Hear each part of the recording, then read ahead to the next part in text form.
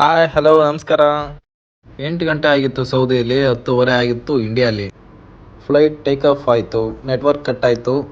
ಹಾಗಾಗಿ ನಾನು ಮತ್ತೆ ದಬ್ಬಾಕೊಂಡು ಮಲ್ಕೊಂಡೆ.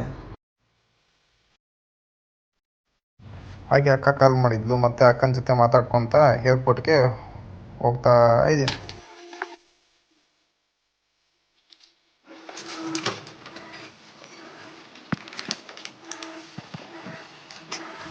ರೂಮ್ ಡೋರ್ ಲಾಕ್ ಮಾಡ್ಕೊಂಡು ಏರ್ಪೋರ್ಟ್ ಕಡೆ ಹೊರಟೆ.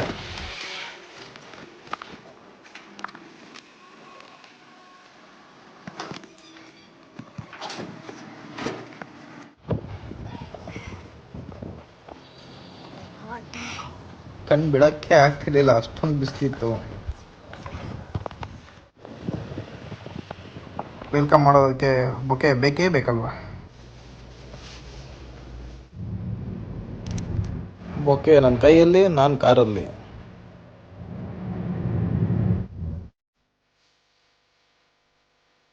₹400 ಆಯಿತು ಈ ಕ್ಯಾಬ್ಗೆ ಮನೆಯಿಂದ ಏರ್ಪೋರ್ಟಿಗೆ.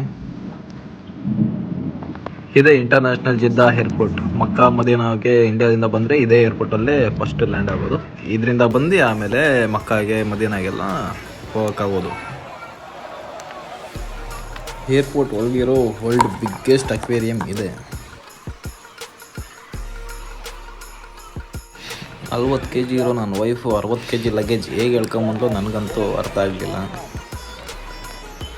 Welcome to Saudi Arabia my dear wife ಅಂತೇಳಿ ಮನೆಗೆ ಮತ್ತೆ ರಿಟರ್ನ್ ಆದ್ವಿ.